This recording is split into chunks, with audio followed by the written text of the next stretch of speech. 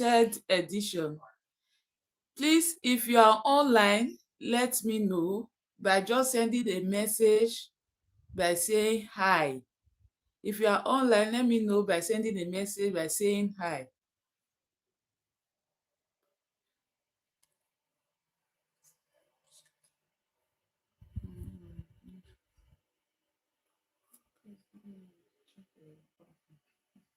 If you are online, send a message by saying hi.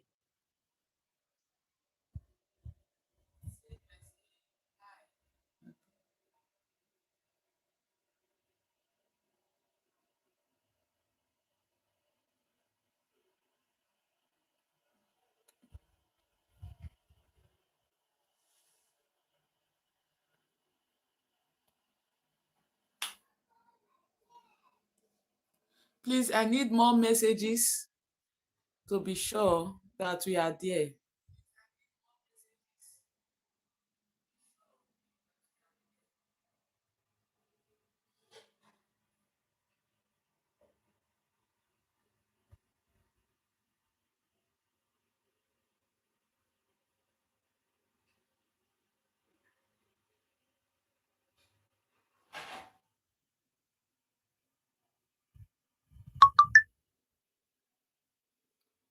Afternoon, Sagile. Thank you.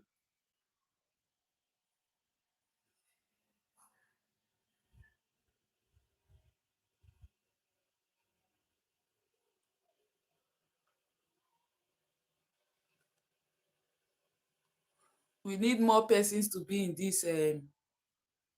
this group.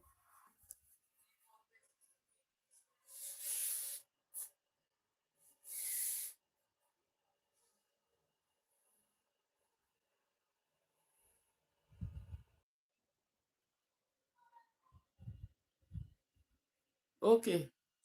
So before we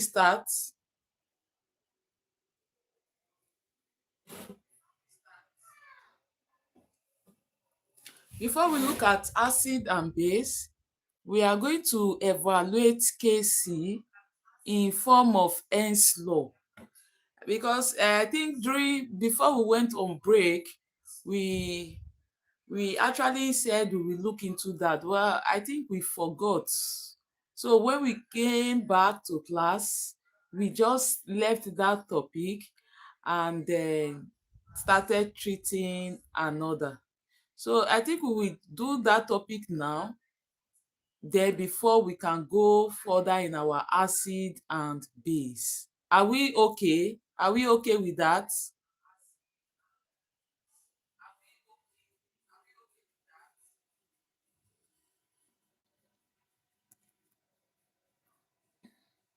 Okay, okay, thank you. So evaluating KC, evaluating KC. Let's take for example, we have uh, an equation where we don't know the KC. When we say KC, we mean equilibrium constant of concentration. Where we don't know the KC of the reaction, how do we look for it? How do we look for it? Just following Hen's law. Just following Hen's law, we said consider the following two reactions and their equilibrium constant at 100 degrees Celsius. Number one reaction is 2NOBr. NOBr means nitrogen oxide bromide. Nitrogen oxide bromide is a gaseous compound that decomposes to give nitrogen 2 oxide plus bromine gas. Nitrogen 2 oxide gas plus bromine gas. And the Kc of this reaction is equal to 0.014. The Kc of the reaction is equal to 0.014. Then we have another reaction. If we have bromic gas to react with Cl gas, bromic gas reacting with Cl gas, it will give us bromide chloride, to give us bromide chloride. And the Kc for this reaction is 0.720. The Kc for the reaction is 7 points.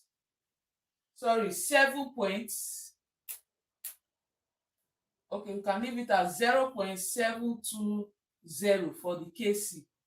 Now, they are telling us to find the Kc of this third reaction of two molecules of bromide, nitrogen oxide bromide, reacting with chlorine gas to give us two molecules of nitrogen oxide plus two molecules of bromide chloride gas. Find the Kc. They say we should find the Kc. How do we find the Kc? Now, when a question like this is given to you,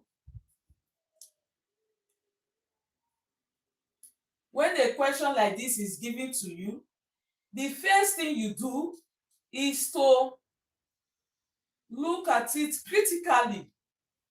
What is Kc? Remember that Kc have an expression that the product, concentration of the product raised to by its coefficient is equals to concentration all over the concentration of the reactant raised to by its coefficient will give us the equilibrium constant of concentration. So in this case, it means that the first equilibrium constant of concentration for reaction 1 is 0.124. Second one is 0.720. Now we have to find the third one. Remember that in Hens law, we said the total heat energy or the total enthalpy change is as a result of the sum of the individual steps that are involved in the reaction. So this is also applicable where the first thing you to do is to sum up the reaction and see that if you sum up the reaction, will it give you the reaction, the third reaction? That is the question you ask yourself. If you sum up the reaction, will it give you the third reaction? If it gives you the third reaction, according to Hens law, you will now add the enthalpy. But in this case, this is not Hens law. This is equilibrium constant of concentration. In this case, because it's division, we work in division and multiplication. So you have to what? Multiply their Kc. If you do summation, you will have an issue. You will have problem in adding up to get your Kc. So let's look at it together. For the first one, the expression of Kc is equals to concentration nitrogen oxide raised to power 2 and Br. Why is it raised to power 2? Because there is 2 at the coefficient. Divided by concentration of the reactant raised to power 2 because there is 2 at the coefficients. So that is the expression. Now for the second reaction, ensure that before you write the equilibrium constant of concentration, the first thing is to check if your reaction is balanced. And if it is not balanced, you will balance the reaction. So look at the expression for the second step. The expression for the second reaction is BrCl concentration raised to power 2 all over Br square concentration times Cl2 concentration. Are you seeing it now? So those are the expression of first and second reaction. So the third reaction, like I said, you will first add up your first and second, reactant to reactant, product to product. You will have 2 NOBr from the first reaction, which is the reactant. Then the second reaction with the reactant are what? Bromide gas plus Cl2 gas. That is second reaction. Bromine gas and Cl2, which is chlorine gas. Then you will add up the products. The products are 2 molecules of nitrogen oxide plus bromine gas plus, now what is the plus for the second product of the second reaction? Plus 2 BrCl2. You see, we have added it together now. The first step is to add the first reaction to the second reaction to see if it is balanced, to see if it is the same. If it is the same, after you have confirmed that it is balanced. So look at it. We have added them together, reactant to reactant, product to products. So now, what are the common terms? After adding, the next step is to remove common terms. Common terms meaning that the one that is appearing the same as the product should cancel the one that is appearing the same as the reactant. So if you look at it, bromine is appearing as the reactant, 1 molecule. 1 molecule of bromine is also at the product. That means 1 minus 1 will give us 0. So it is common term, so it cancels out. After cancelling out, does the reaction now look like the third one that we are looking for, the Kc? If yes, then you will now find the equilibrium constant expression. So let's look at it. We have cancelled it now. We have cancelled the common one. So what is left? What is left is 2 NOBr gas plus Cl2 gas.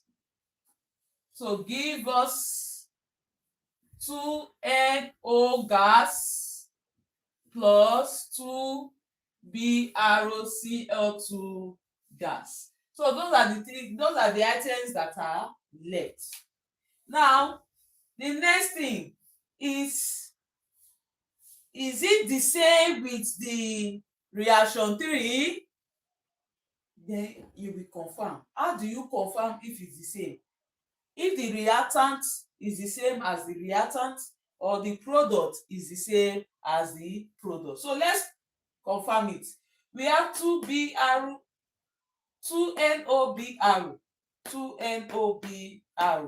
Cl2, Cl2. So you see they are the same. Then you go to the product, 2 NO gas, 2 NO gas, 2 BrCl2, 2 BrCl2. So they are the same. So that means adding up reaction 1 and reaction 2 gave us reaction 3. Therefore, the Kc would be multiplied. The Kc will be what? Multiplied. So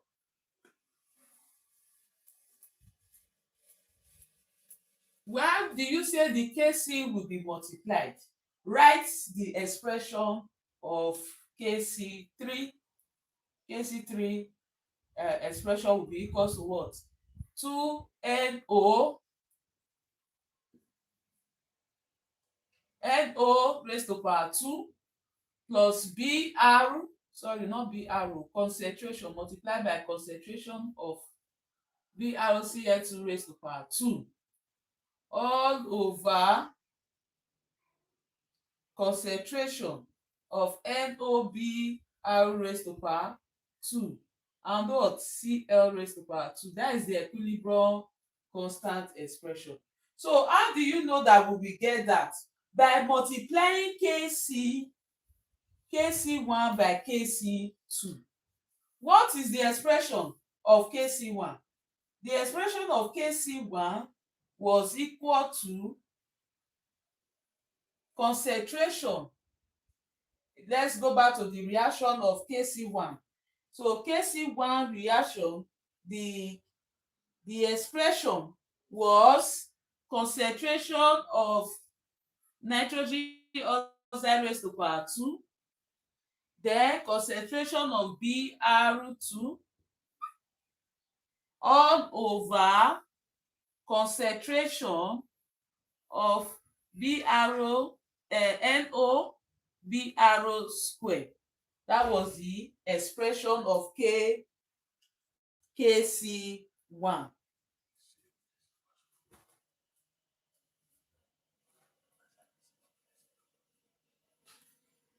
So that was the expression of Kc1.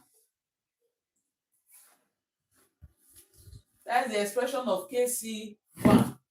Then we have written the expression of Kc2 here. Remember, this is the expression of Kc2. So let's multiply it and see whether we will actually get the concentration of Kc3. Let's multiply it.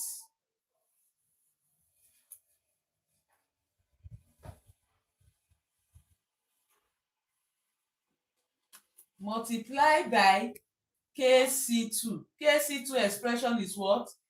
Br Cl raised to power 2 all over Br concentration times Cl2 concentration. So you see that Br will cancel Br. Is that not it? Br will cancel Br. So what is left? What is left is now, is there anything that will cancel again? No. So what is left? What is left will now be concentration NO2 BrCl square divided by concentration NOBr square and what? Cl2 square. You see that is the same with what? The Kc3. So because the expression is the same with Kc3, after we have multiplied the expression of Kc1 and Kc2, it means that the value will be what? Multiplied. Therefore, so I can clean the board now so that we see it properly.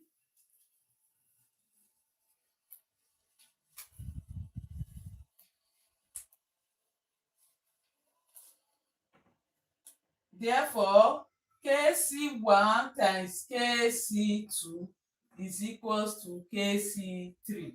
So if Kc1 times Kc2 is equals to Kc3, so it means 0. What was the value for Kc1? The value for Kc1 was 0.014 times 0.720. So let's tap our calculator and know the value. Tap your calculator. 0.014 times 0.720. What do we have?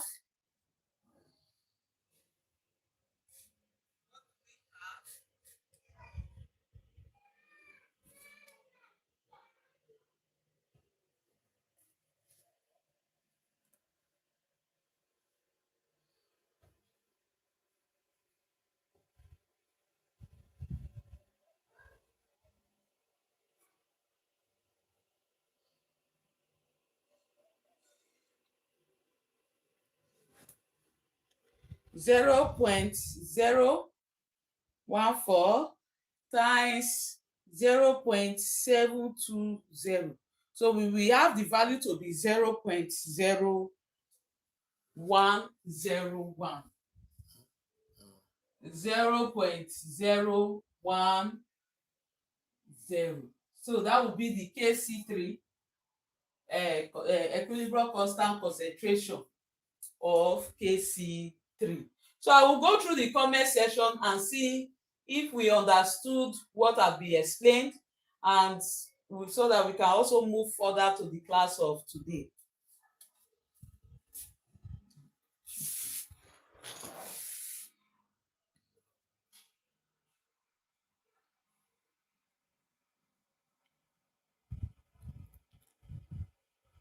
Okay, Eunice, yes, that's it. Eunice is following.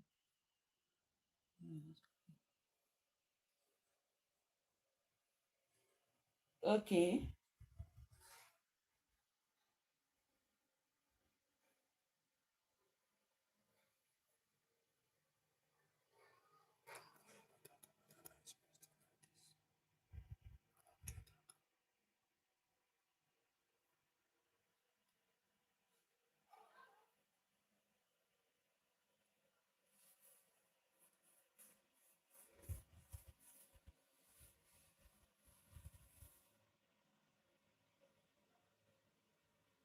So are we okay with the explanation now? Can we go further? If you want us to go further now, let us know so that Eunice, me too, I'm a bit lost on how you started. Okay. We started by just looking through what we have done before, but now we want to go into the class immediately. Eunice, we started by what we have gone through before. We just want to start the class immediately. So you can go through the continuation of what we have done.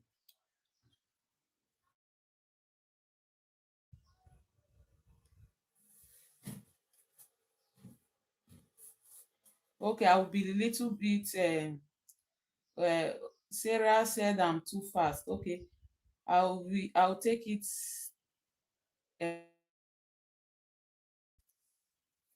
so what we have done before is what we just explained on how to calculate KC.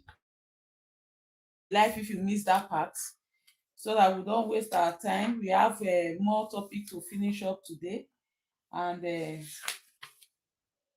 one of the topics that we did in class was acids and base. So I want to quickly remind us that we actually said that acid were defined by several scientists. One of the scientists was Arrhenius' definition of an acid, which says that an acid is any substance that produces hydrogen ion as the only positive ion. But Bronsted Lowry also defined acid. This is something we have done, so I'm just trying to give a recap so that we will know where to start from. Bronsted Lowry also defined acid as proton donor, and we now said the base is defined as a proton acceptor. So from there we looked at conjugate base and conjugate acid. How do we identify a conjugate base and a conjugate acid? We said a conjugate base is formed when an acid loses a proton, and a conjugate acid is formed when a base gains a proton. When a base gains a proton, it's a acid. So we did some examples in class, and now we are going to be looking at this relative strength of an acid and base. The relative strength of an acid and base. So before then, we will also we will see if we can take examples of how to identify acid base and conjugate acid, conjugate base. Conjugate acid, conjugate base. For example, let's look at this reaction together. How do we identify, how do we know that this is a conjugate base, this is a conjugate acid? So I'm doing this because of those that don't understand acid and base. For example, if we have an hydroxide ion reacting with methyl amine,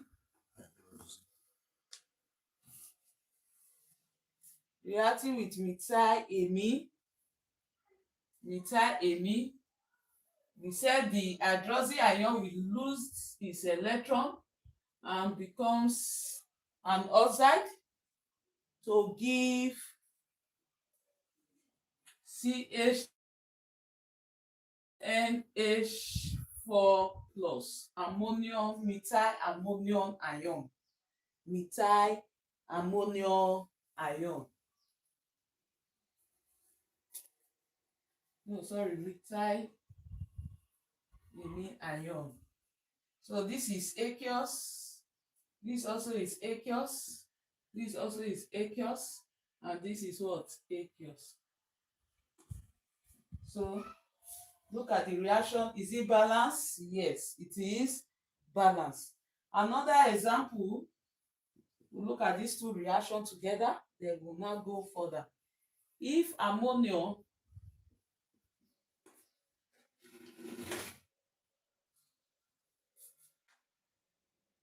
reacts with water, it said it will give us ammonia plus hydrozonium ion. Hydrozonium ion. Aqueous, aqueous, aqueous, and aqueous. So are we with the question now? Now the question is identify the acid base, conjugate acid, acid base, conjugate acid, and conjugate base. Identify them. So I'm going to go through the comment section and see if we are able to identify them now. From the two reactions, identify the acid, base, conjugate acid, and conjugate base from the two reactions.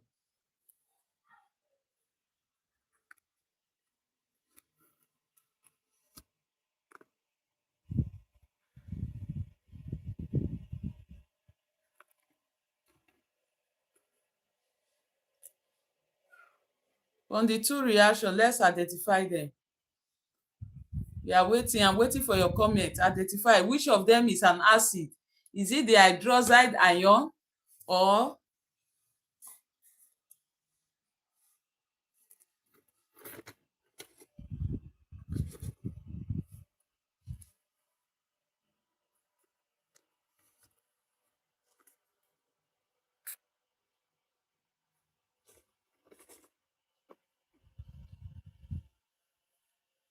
can we see it?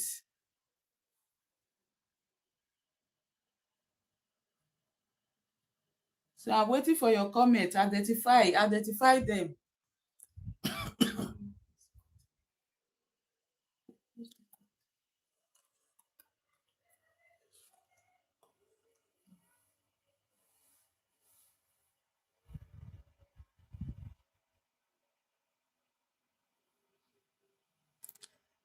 So, okay, somebody have said the OH minus is the acid. The OH minus is the acid. The CH3NH2 is the base. Are you sure? And why did you say that? Why did you say that?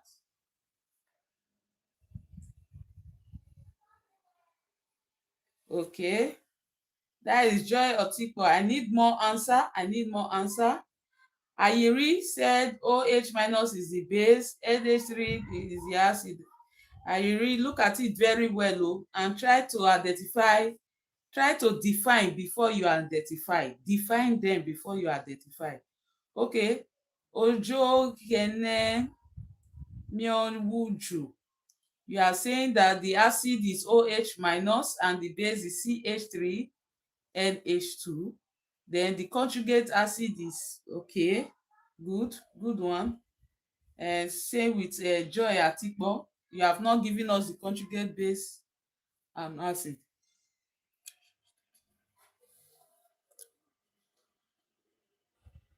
Okay. Ogochukwu said the acid base, conjugate acid and conjugate base. Which is the acid? Which is the base? Which is the conjugate base and conjugate acid? Okay. Osezuwa Osarugwe Mexi. So okay. You said the CHNH2 is the acid. No, look at it very well. Ojo said the hydroxide is the acid because it donates its proton. Good one. That is a good one. Then OH minus is the base. No, OH minus cannot be the base. Look at the question very well. The first one, okay, I want to really thank you for your contribution, and it means that you are following. It means that you really want to learn. And with this, I pray that as you learn, you become perfect and your grace become great. In Jesus' name, amen. So look at it. The OH minus, are the reactants. Donate is proton. You know there is H there. It donates the proton to CH3NH2 are the products. So if you look at the products, it is only oxygen that is appearing, oxygen 2 minus. Oxygen 2 minus, meaning that it needs to gain 2 electrons. He has lost his electron at the reactant. He has lost his proton at the reactant. And we said an acid is any substance that donates its reactant, that donates its hydrogen ion. So according to Bronsted-Lowry, an acid is a proton donor. So the OH minus there becomes a Bronsted-Lowry acid because it has donated its what? Proton. But if you see CH3NH2, look at it at the product. The product is saying that CH3NH2 has gained a product by forming CH3NH3 plus. So that means according to Bronsted-Lowry, the methylamine has gained a proton. So it has accepted the what? Proton, which is a proton acceptor. According to definition of Bronsted-Lowry base, he said a base is a proton acceptor. So you see that at the end of this is we have gotten a proton acceptor. So the OH is the acid, this is the base, and O2 minus. O2 minus is what? Is it conjugate base or conjugate acid? We said a conjugate base is when a base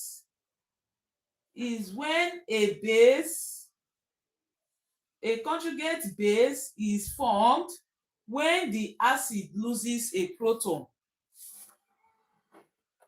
A conjugate base is formed when the acid loses a proton. So which of them has lost a proton? O2 minus. So O2 minus becomes what? The conjugate base.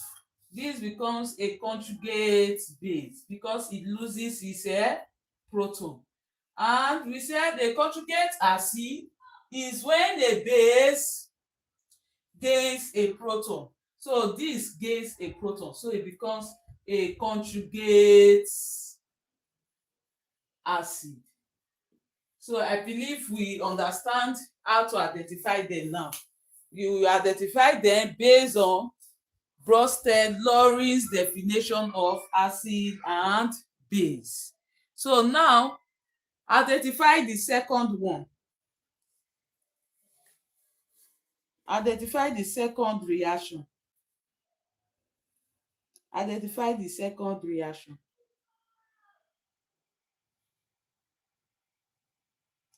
Okay, let me take some comments while I wait for your answer for the second reaction. Stephen Ikpatu said OH is the acid. Okay, we have answered that already. Osazuwa Osarugwe Messi. Then if OH is the acid, why is it carrying minus? Oh, yes, yes. It can carry minus. It means that in this case, the OH minus is not acting as a base. It's not acting as an acid in this particular reaction. Are you seeing it? It means it has loosed its proton. That's why it's now OH minus. And we said that Bronsted-Lowry's definition of acid is when an acid donates its proton. A proton donor. A proton donor is called an acid. A proton acceptor is called a base.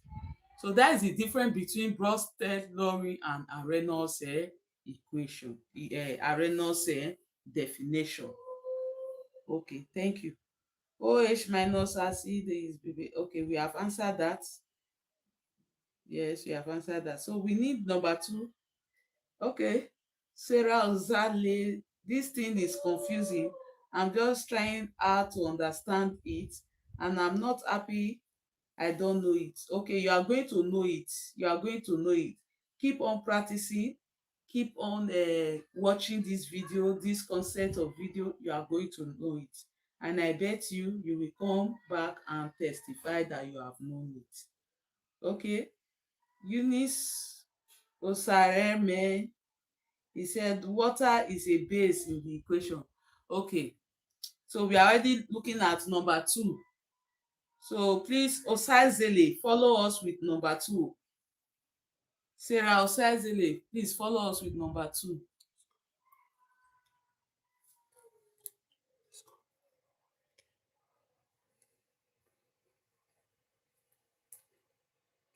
Okay. We said OH minus from the first reaction, OH minus has donate its proton. Compare what you have at the reactant and compare it to the product. You see that OH minus is now O2 minus. Excuse me. That means he has donate. That means he has donate his proton. Then CH3NH2, compare it to what you have at the product. It means that he has gained a product, a proton. So therefore, if he gains a proton, it becomes a conjugate acid. And since the O2 minus has donated its proton, it becomes a conjugate what? Base. Then number 2, we have ammonium, which is NH4 plus. Compare NH4 plus to NH3 at the product. What has happened there? Is it a loss of proton or a gain of proton? So the first thing is that it has donated a proton. And because he has donated one of his proton, it means that it becomes an acid. Because Bronsted-Lowry's definition of an acid says is a proton donor. So that means NH4 plus is an acid. NH4 plus is an acid. So look at water. Water at the reactant and water at the product. What did you notice? H2O, H3O plus. What has happened? It means that he has gained a proton. And we said Bronsted-Lowry definition of a base is a proton acceptor. He has accepted a proton. So that means the water there is the base. The water is the base. So which is the conjugate acid and which is the conjugate base? A conjugate base is when an acid loses its proton. A conjugate acid is when a base gains a proton. So NH3, which is ammonia, is the conjugate base, while H3O plus is the conjugate acid. Please let us clap for Young King. Young King. Young King is correct. Your king is correct. Say with Osazuwa, Messi. Say with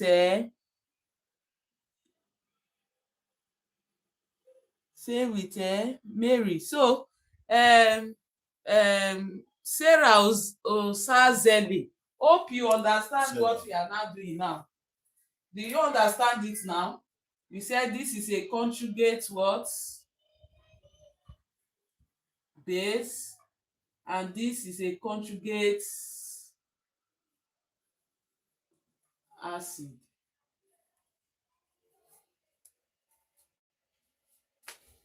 So Sarah, do you understand it now?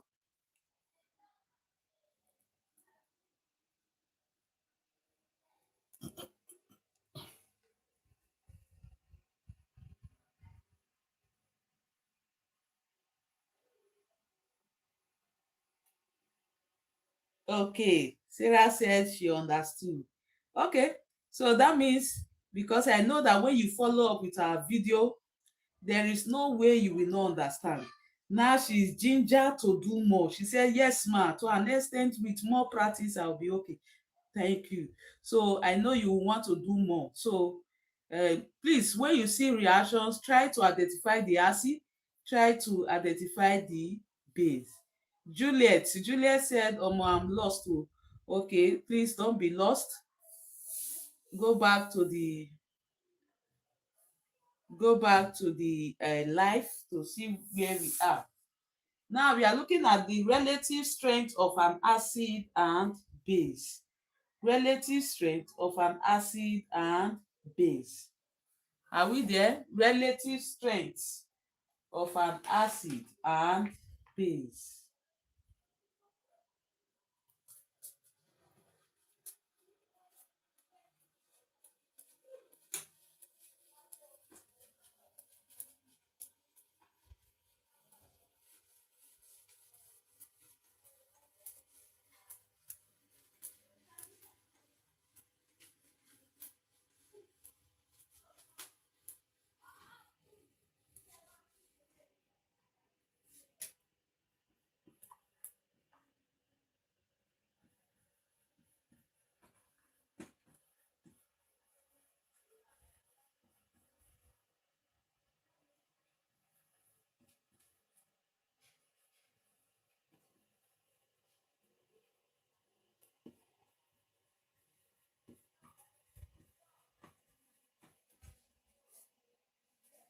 Relative strength of acid and base. When we look at relative strength of acid and base, we are looking at whether an acid is a strong acid or a weak acid. If an acid is a strong acid or a weak acid. And how do you identify a strong acid, or how do you identify a weak acid? If an acid completely ionizes its hydrogen ion in a solution, we'll say it's a strong acid. But if the acid does not ionize its hydrogen ion completely in a solution, it means it's a weak acid. And also, if an acid dissociates partially, we say it's a weak what? Acid. How do you now measure the strength of the acid? The strength of the acid can be measured by how easy the acid loses its proton. By how easily the acid loses its proton. And the strength of a base is measured by how easy the base accepts a proton. On how easy the base accepts a proton. Therefore, I will give an illustration of how you know the strength of an acid and the strength of a base. I said the strength of an acid can be measured on how easy the acid loses its proton, and the base on how easy the base gains accept a proton or gains a proton. And I now said, if the acid also is ionizes completely in a solution, we call that acid a strong acid. But if it ionizes partially in a solution, it is called a weak acid. Same with a base. If a base ionizes completely by losing its OH minus, its hydroxy ion completely in solution, we say is what? A strong base. Otherwise, it will be called a weak base. Then let's look at it again. If the conjugate base of a strong acid, the conjugate base of a strong acid, listen, is a weak base. The conjugate base of a strong acid is a weak base, and the conjugate base of a weak acid is a strong base. The conjugate base of a strong acid is a weak base, and the conjugate base of a weak acid is a strong base. Is a strong base. Secondly, the conjugate acid of a strong base is a weak acid. The conjugate acid of a strong base is a weak acid. So also the conjugate acid of a weak base is a strong acid. So there's a general word that we now say. We'll say that the stronger an acid, the weaker its conjugate base. And the stronger a base, the weaker its conjugate acid. I will take that again. The stronger an acid, the weaker its conjugate base. And the stronger a base, the weaker its conjugate acid. So let's take, for example, we have sulfuric acid. If sulfuric acid dissociates completely, sulfuric acid is written as H2SO4. If it dissociates completely, we will have 2H plus SO4 2 minus. That is if this sulfuric acid dissociates completely. So in this case, we'll say the sulfuric acid is a strong acid. Are you seeing it now? The same thing, if you have ACl and ACl dissociates completely to have H plus Cl minus, we'll say this ACl is a strong ACl. It's a strong acid. Are you seeing it now? But if this is sulfuric acid, for example, when we dissolve it in a solution, instead of giving us 2, we are having H plus HSO4 minus. It means that the sulfuric acid dissociating in this form is a weak acid. Is a weak acid. So they can ask you now, what is the basicity of this reaction? The basicity of the reaction is the number of hydrogen that it loses when it ionizes. Are you seeing it now? If you look at this reaction, the first one, hydrogen was completely ionized, and it's the 2 hydrogen that completely what? Ionized. So we'll say the basicity is 2. If you look at this, it's the whole of the 1 of ACl that was completely ionized. So we say the basicity is 1. If you look at this reaction, H2SO4, H plus HSO4 minus, that means only 1 hydrogen was ionized. Are you seeing it now? So what will be the basicity? It will be 1. So basicity is the strength that we use in measuring an acid. If the acid is strong or if the acid is weak. If the acid is strong, it means that it is completely ionized. If it's weak, it means that it is partially ionized. Other example of a weak acid. Look at another example of a weak acid.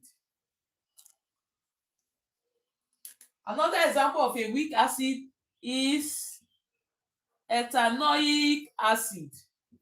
When ethanoic acid dissociates, it gives us CH3 COO minus plus H plus. Are you seeing it now? So why do we call it a weak acid? Because it still has its hydrogen, some of hydrogen with it.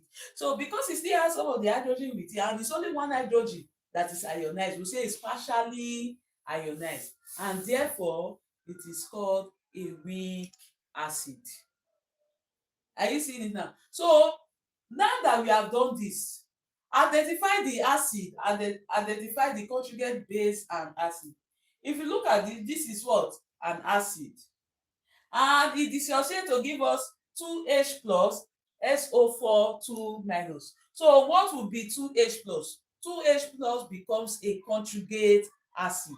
Remember that we said a conjugate acid is formed when a base accepts a proton and when an acid loses its proton. So this will become a conjugate base and this becomes a conjugate acid. So that is how we can identify them. So if you have this one, let's say two molecules of this, it means that here will be 2 and here will be what? 2. So two molecules means one is acting as base, one is acting as what? And as an acid. When they dissociate, what does it give you? It still gives you the same partially ionized reaction. And thereafter, CH3 COO minus becomes the conjugate base, while H plus becomes the conjugate what? Acid. Are we together? Are we following? So I'm going through the comment to see if we are following.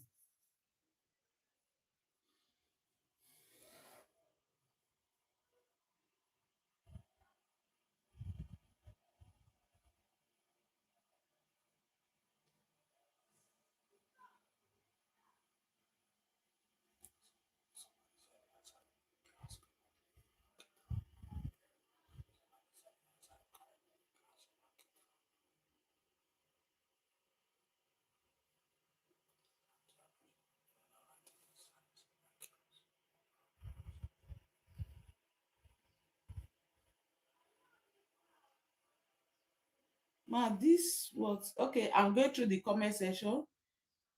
Uni said this what I wrote on Friday in class. Instead, you failed it for me. No, I did not fail it for you.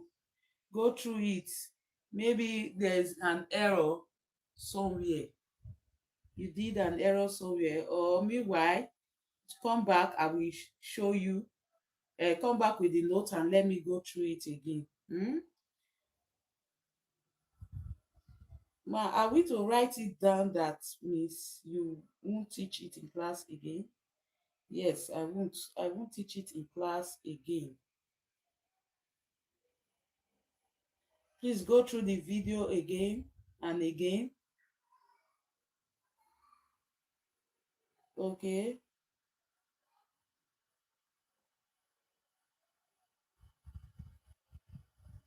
So that is it. Conjugate acid, conjugate base. I said the conjugate base of a strong acid is a weak base. So now S2 H2SO4, as it completely ionized, it gives us 2H plus SO4 2 minus. which is the conjugate base and which is the conjugate acid? Which is the conjugate base and which is the conjugate acid? From the reaction, from the reaction, remember we said it should not, this one should not be difficult for us to answer. Since we already know the definition of conjugate base and conjugate acid, we say a conjugate base is when an acid loses its proton. So what has loose proton there? What has loose proton there? H2SO4 has loose proton. Is that not, is that not it? It has loose proton, so it forms a conjugate base. So SO4 2 minus becomes the conjugate base because it's that SO4 2 minus that lost proton.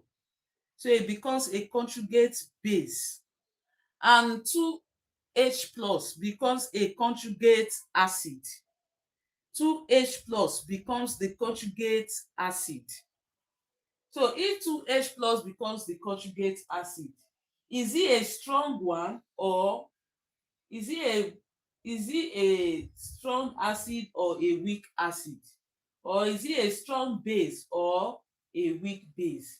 That is why I said the conjugate base of a strong acid, the conjugate base of a strong acid, which is its conjugate base now, SO4 2 minus, is a weak base.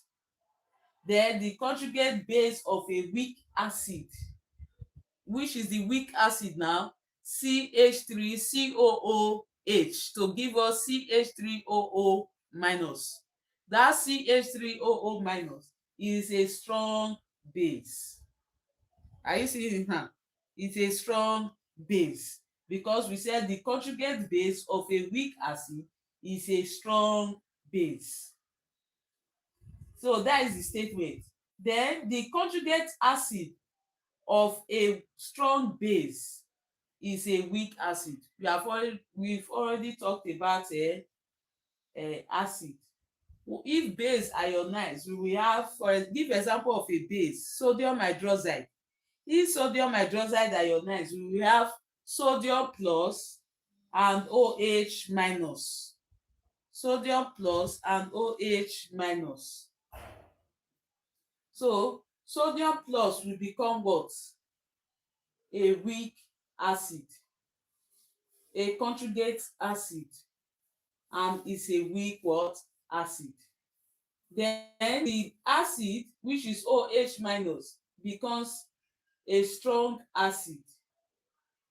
Are you seeing it? Becomes a strong acid. So the stronger an acid, the weaker its conjugate base. And the stronger a base, the weaker its conjugate acid. The weaker its conjugate acid. The weaker its conjugate acid. Are you seeing it now?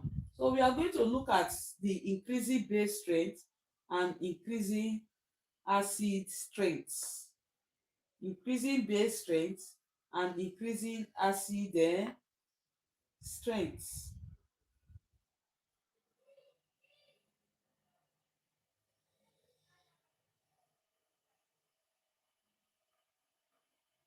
Are we following?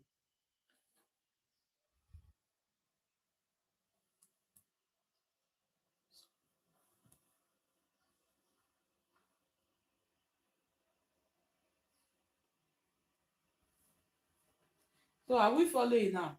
Okay. Ogowe, thank you. Ogowe, you didn't come on time. Oh. That is Iyalekwe. If I can't pronounce your name, okay. Sarah, it is well. It is truly well. Please meet me up. Meet me up so that I'll see where we live. And please keep watching. Keep watching our video. Keep watching so that you grab it very well. Okay, thank you. Thank you. Iwogowe. No, I'm trying to pronounce the name, but definitely I've gotten the name now. Joy Otiko. Okay, thank you. So if you are there, let me know you are there because we want to take that again. Increasing base strength increasing acid strength. We are going to take that again. Increasing base strength, increasing acid strength. So ACl, let's look at ACl, HI, HBr. Which of them has which of them is stronger than which?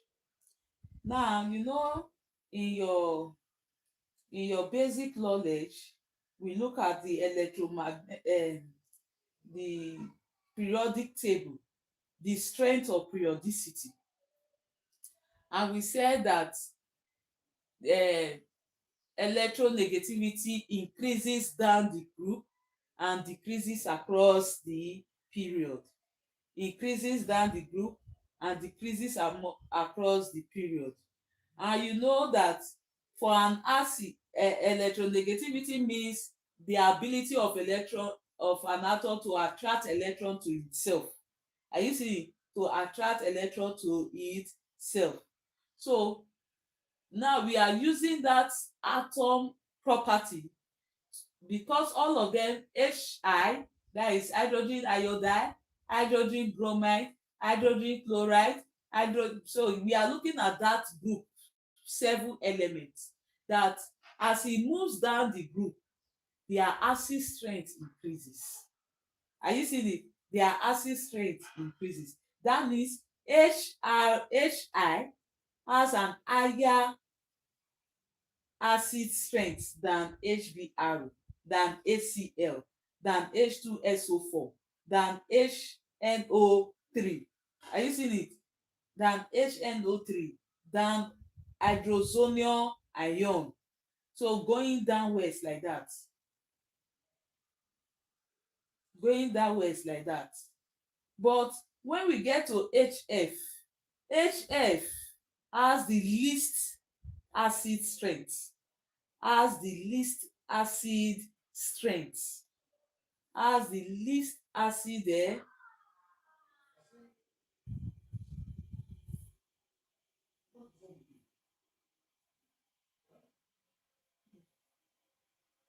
has the least acid strength. Are we there? Mm-hmm.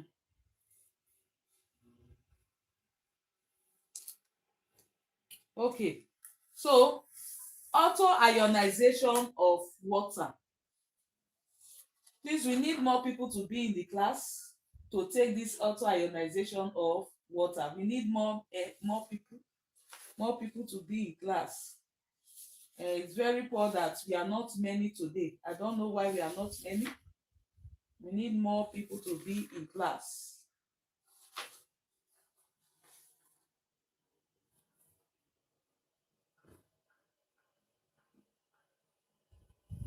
So we need more persons to be in class. Let's take the auto ionization of water. What is auto ionization of water? Auto ionization of water talks about the ability of water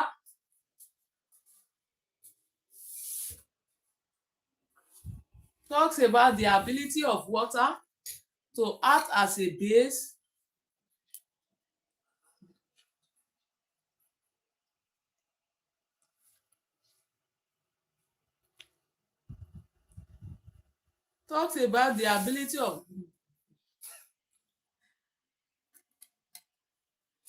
talks about the ability of water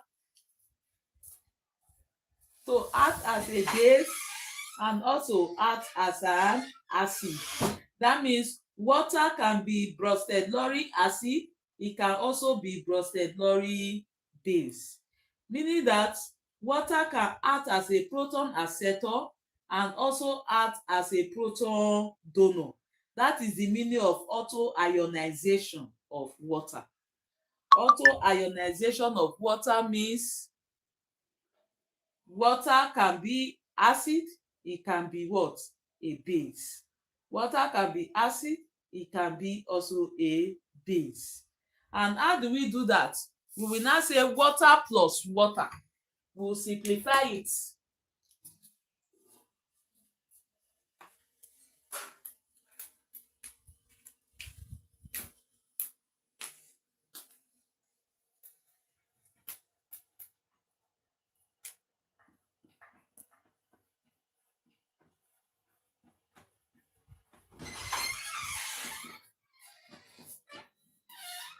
we simplify it by saying water plus water will give us what?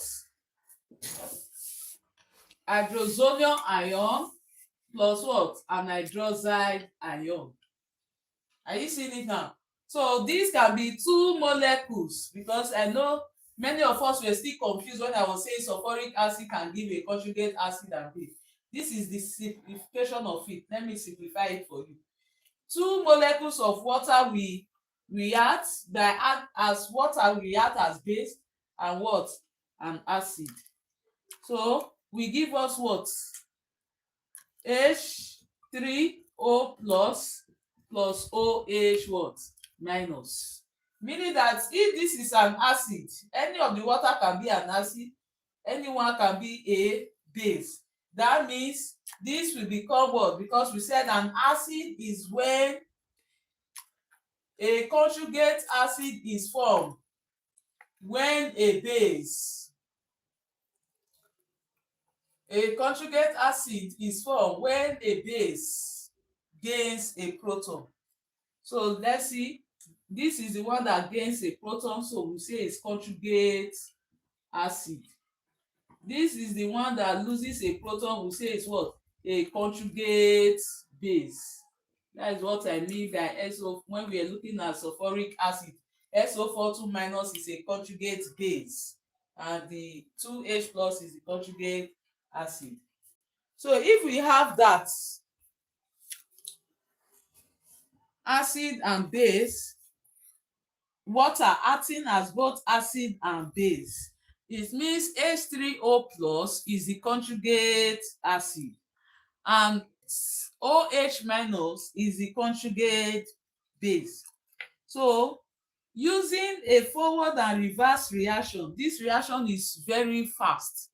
It's a fast reaction. That is why we cannot really identify whether this water we are drinking is an acid or this water we are drinking is a base. Are you seeing it? Because the reaction is very fast. It's a reversible reaction. So at room temperature, only about 2 out of every 1 billion molecules of water ionizes at a given instant. That is to tell you how fast the reaction is. How fast the reaction is. But if water, that is the whole explanation of autoionization of water. So you may be, someone may ask you, what is autoionization of water? Autoionization of water is saying that water can act as a base and also as an acid using the Borsted-Lawrence definition, in which water can be a proton donor and also be a proton acceptor. So by the time you write down this reaction, the person will understand that it's a fast reaction because you have put an arrow of reversible reaction. So meaning the forward and the reverse reaction are at equilibrium. They are at what? Equilibrium. So how do you now know that the water is acting as a base or is acting as an acid? If I react water with HCl, for example, if I react water, think of any acid. An acid is HCl. I react water with acid, it will be H3 plus O plus Cl minus. That will be the products. Cl minus plus H3O plus. So in this case, it means water here is the what? Acid.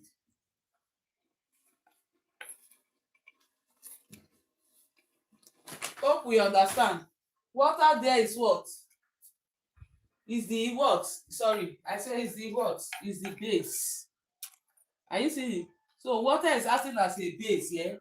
HCl is here as the acid because we said a conjugate base is when an acid loses what? A proton. So this is a conjugate what? Base, because it has lost a proton. Then a conjugate acid is when a base gains a proton. So this is the base he has gained a proton from here to here he gains. So this is what? A conjugate acid. Are you seeing it now? So in this case, water is acting as a what? Base. But if the water reacts with ammonia, for example, if water reacts with ammonia, if water, for example, water is reacting with ammonia. So in this case, water here is the what? Acid. And here will become what? The base. So when this reacts, it will give us what? When it reacts, what will it give to us? Water and ammonia. When it reacts, it will give us what? OH minus, you know, OH minus, because water is acting as an acid, is a proton donor. And this one is base, it will gain a proton. Are you seeing it now? So what will now be the conjugate acid and conjugate base? We said a conjugate acid is when a base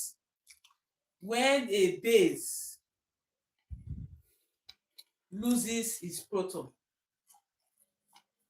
Is that not what we said? A conjugate acid is formed when a base gains a proton. A conjugate base is formed when an acid loses its proton. So this is the base. The base has gained a proton, so this becomes the conjugate what? Acid. And this becomes the conjugate what? Conjugate base. So this is a good example of showing how water can be an acid and also act as what? A base. And also act as a base. So that takes us to the ion product of water.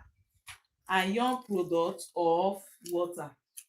So before we take that, we will take example. We will look through the comments. We'll look through the comment section and see if we are following together.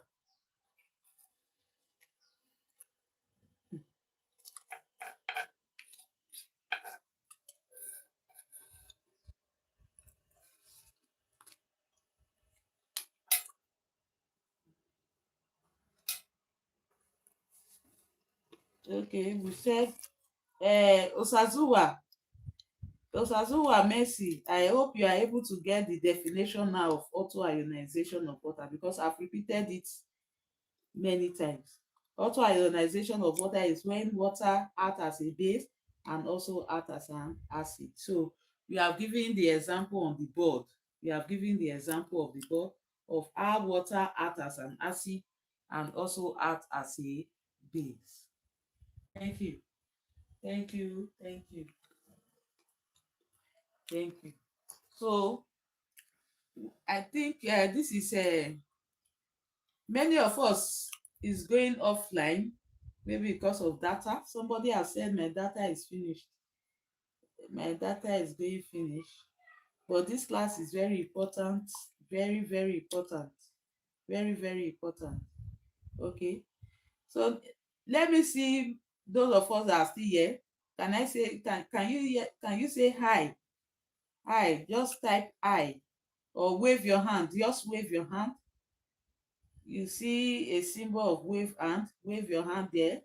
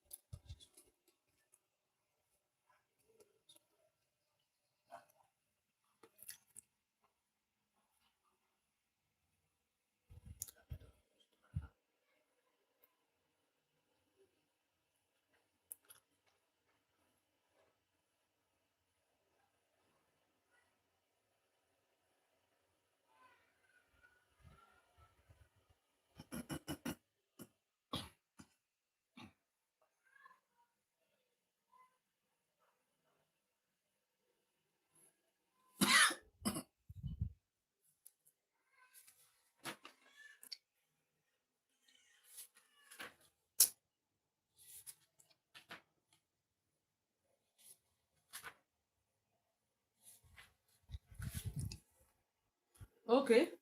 So can we continue now? Can we continue?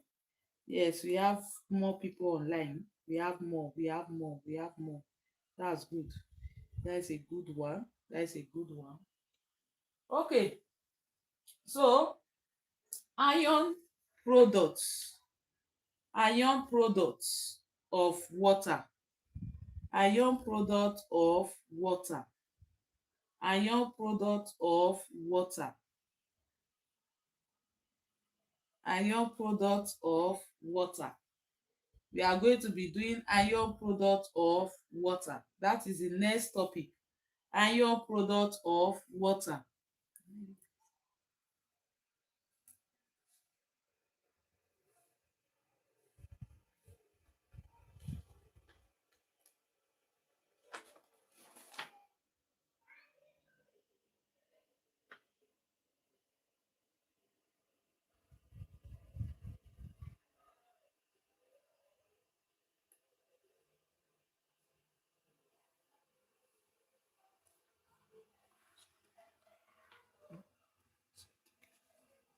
Iron product of water. The iron product of water. That's what we are going to be looking at now. So we are done with ionization of water, and we have seen how water behave as an acid and also behave as a base. The next one is iron products. Iron products of water. Iron product of water. When we talk about iron product of water, we are looking at for the equilibrium expression of water. Equilibrium constant expression of water. So we are going to look at the reaction. Equilibrium constant expression of water. That is the meaning of iron product of water. It explains the equilibrium constant expression of water. So remember, if water dissociates, it will give us what? H plus plus OH minus. Aqueous form, aqueous and liquid. Or if we say two molecules of water, for example, if we say two molecules of water, one is acting as a base, the other is acting as an acid, what will be the product? What will be the product? The product will be, like I said, it's a reversible reaction. Hydrozonium ion. Hydrozonium ion is also called hydrogen ion, as the only positive ion according to what? Arrhenius. So it's either of these two. So what will be the expression? Let's take either first or second. What will be the equilibrium constant expression? The equilibrium constant expression Kw, you know we have been using Kc. Kc is equilibrium constant of concentration. Now we are looking at Kw, which is the ion product of water, equilibrium constant expression of water. So it means we'll take it to be what? Concentration of the product. What are the concentration of the product?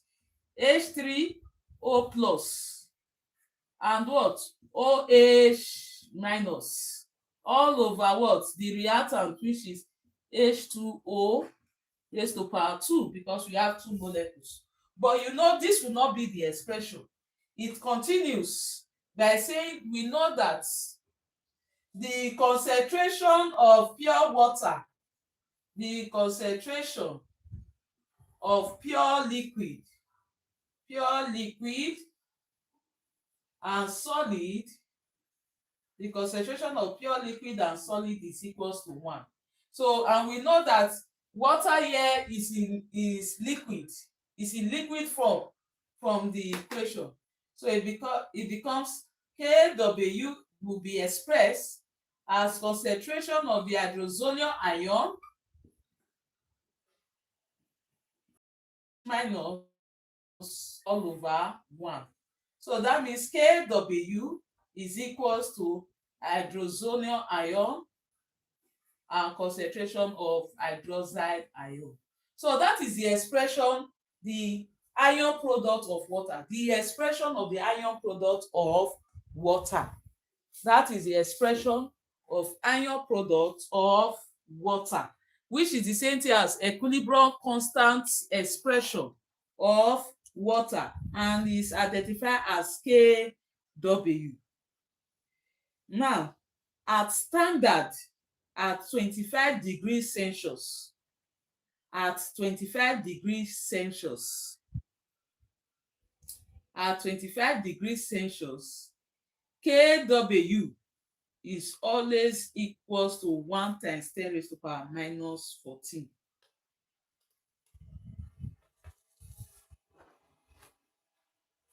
K at equilibrium constants, this is something that I will explain that. Why is it like that? Why is it like that?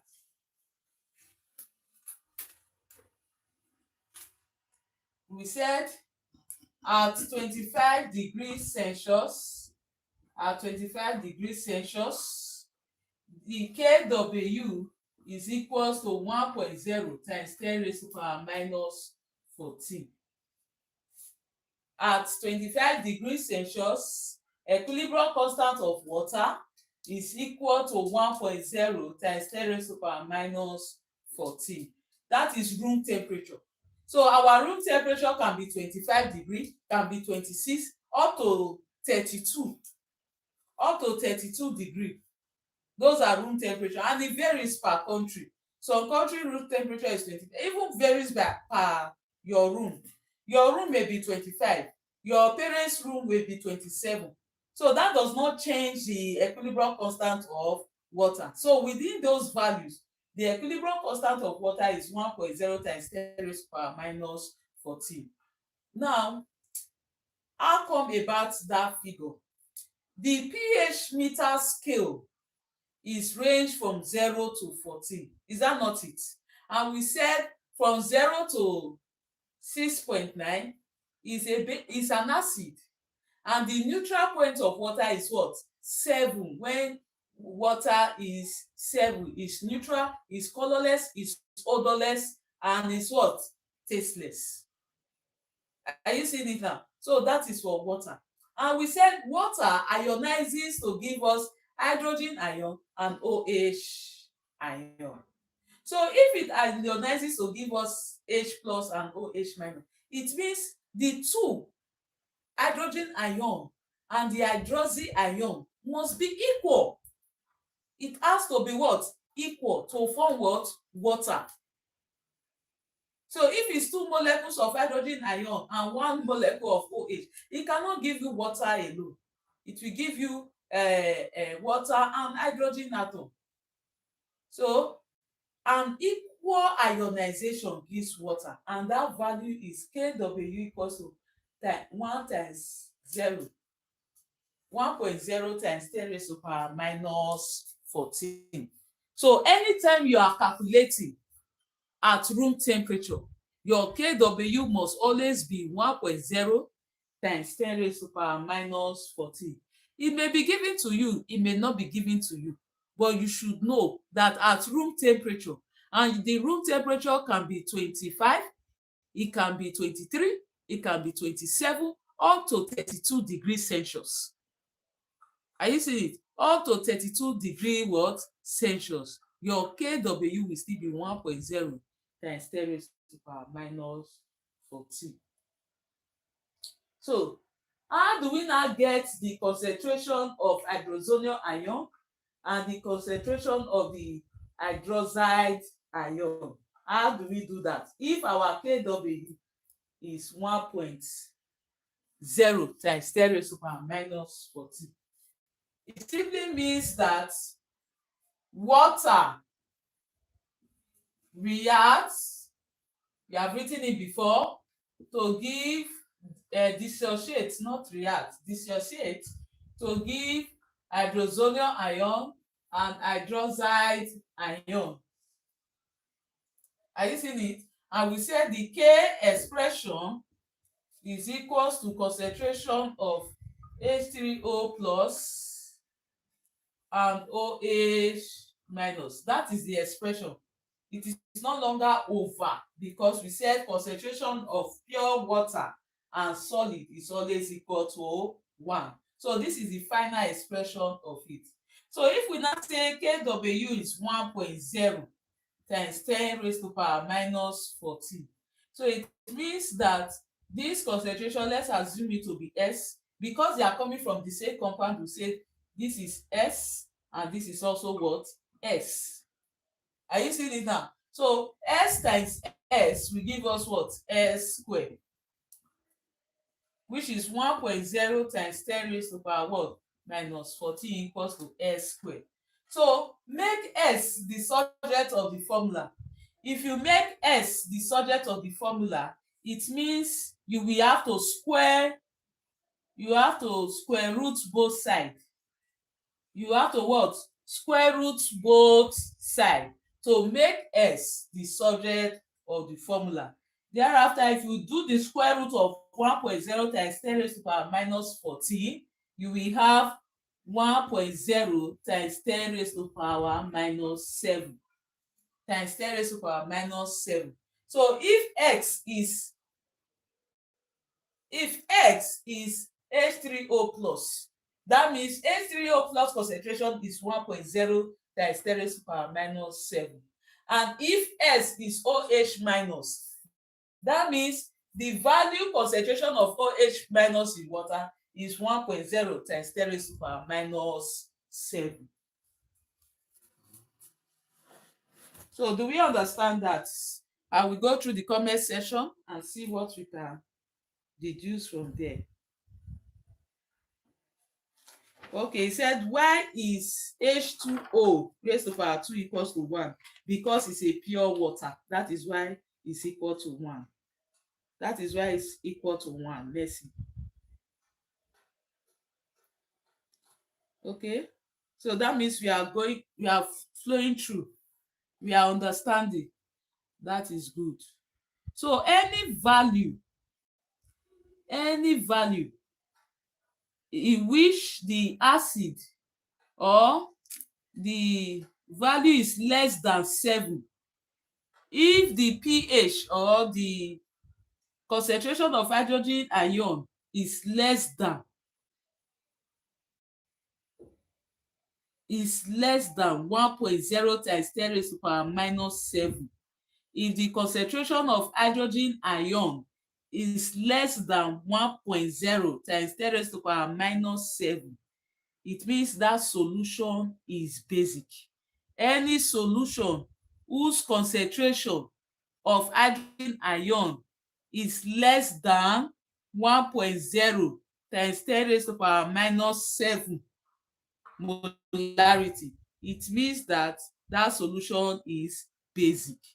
And if the hydrogen ion is greater than 1.0 times 10 raised to power minus 7, it means that solution is acidic.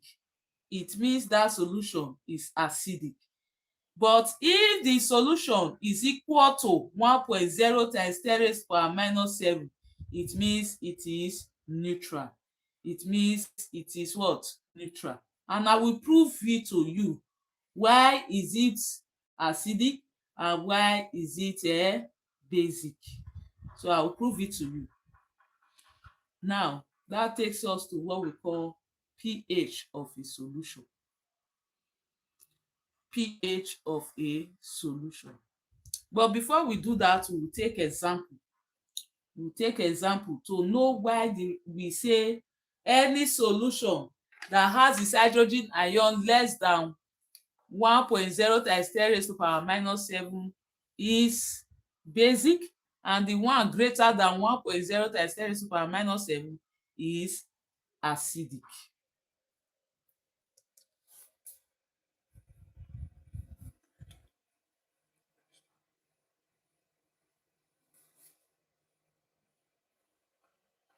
So let's look at it. Let's look at it together. We are taking a question now. on this. Oh, Esther said he understand this one. Esther, I'm happy. Sarah, I'm happy that you understand this one. I'm happy that you understand this one. Same with Osazu and Mercy. I'm very happy that you could understand this one. So let's take more example. Calculate the concentration of hydrogen ion in the following and state if the solution is basic or acidic.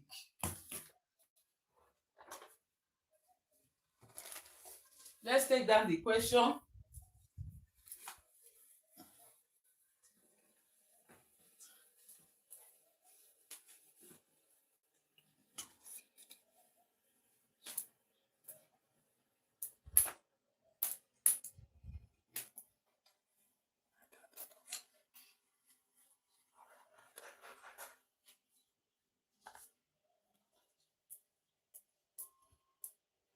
Okay, let's take the question. I think this will be the last question. My phone wants to off. So because of power, we'll just take this question and end the class and continue in next live video on Sunday. Next live video will be next Sunday. Calculate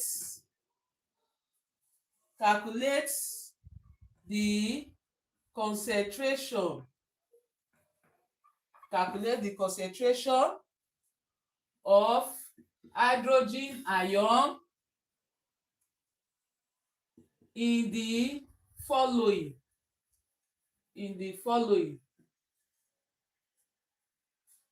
And states if the solution is basic or acidic. If the solution is basic or acidic. So we'll just take two. The first one is a solution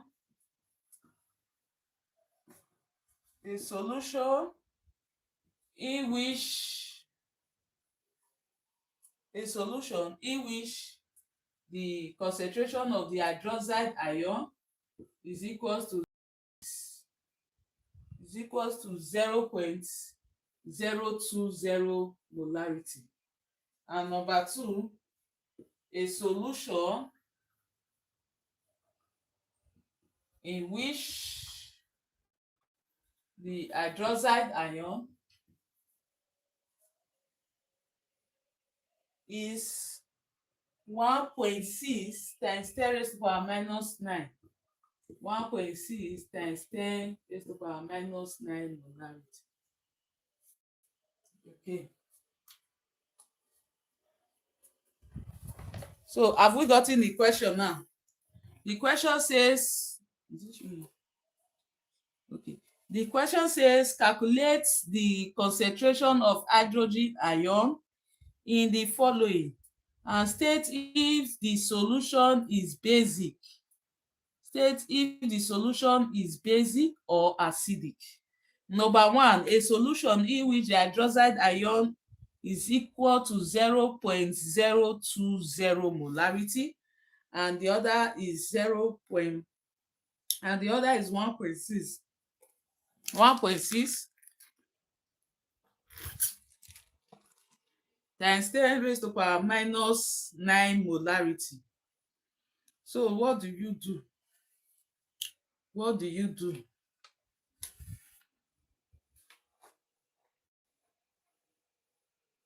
So I will solve the first one. You will solve the second one and send your answer. Then we will end the class. Please make sure you put your answer on the comment section and we go through it. For the first, remember that we said the expression of water is equals to concentration of H plus and what? OH minus. When the question is given to you like this, know that your KW is at room temperature and it's at 25 degrees Celsius. Whether they wrote the temperature or not, So Kw we already know to be 1.0 times 10 raised to power minus 14. Remember that equilibrium constant does not have a unit, which is equals to, they gave us that of the hydroxide. So let's assume concentration of hydrogen ion is unknown. We assume it to be S value. And the OH is given as what? 0.020 molarity. So make S the subject of the formula by dividing through by 0.02 molarity. That means S is equals to what? 1.0 times 10 raised to power minus 40 all over 0.020. Hope we can see what I've written there. So I'll clean the front. Okay, so S is equals to 1.0 times 10 raised to power minus 40 all over 0.020 molarity. So press your calculator. Your S will be 5.0 times 10 raised to power minus 30 molarity.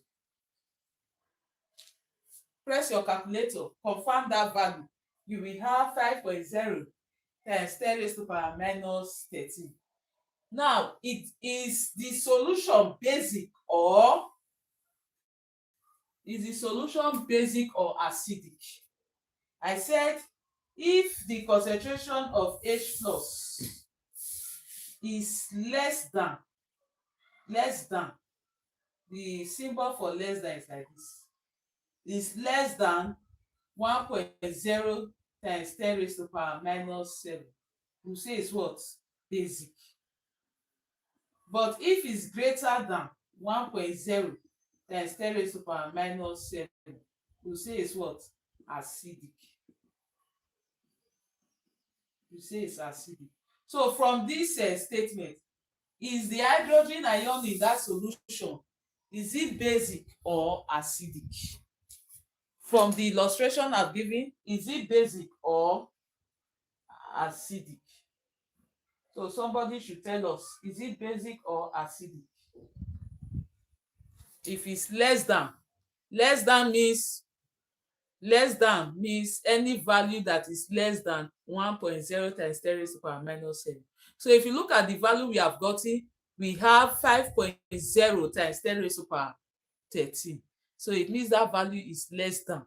And since it's less than, it means the solution is basic. The solution is basic. So I will now go through the comment section to see the number 2 answer and close the session for today.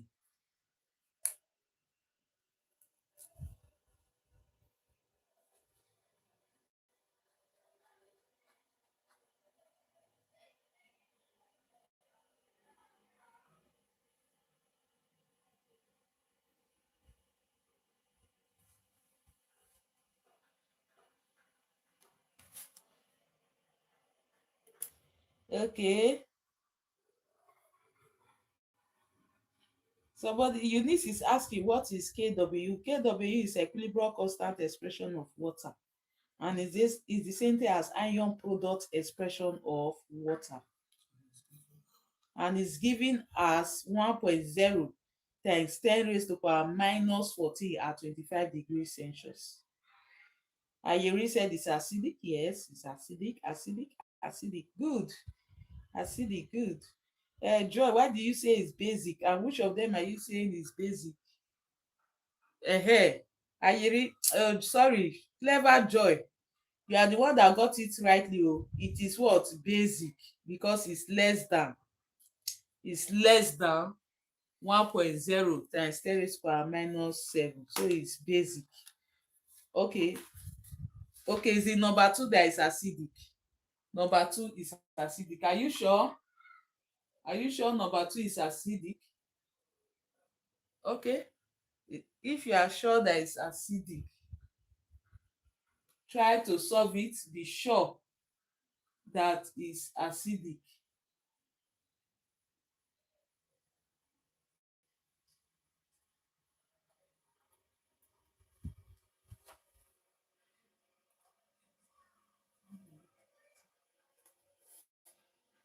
be sure that it's acidic before you say it's acidic. What value did you get? You didn't give me the value.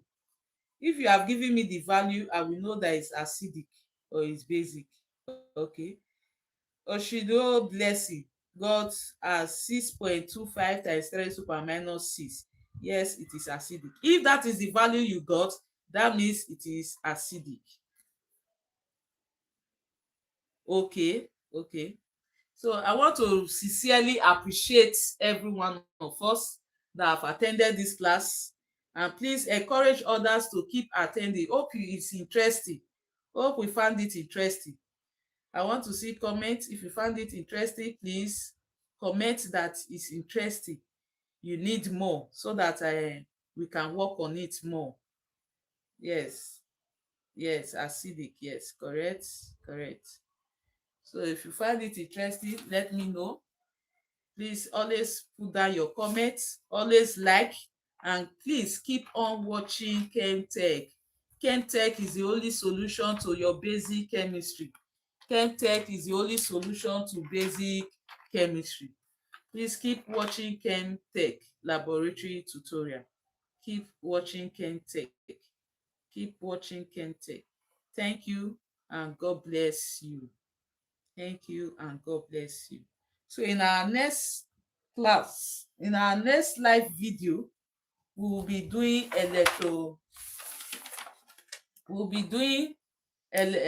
calculation of buffer solution, and from there we'll go into electrochemistry depending on when we finish the class. Thank you. Okay, thank you so much. Thank you. God bless you.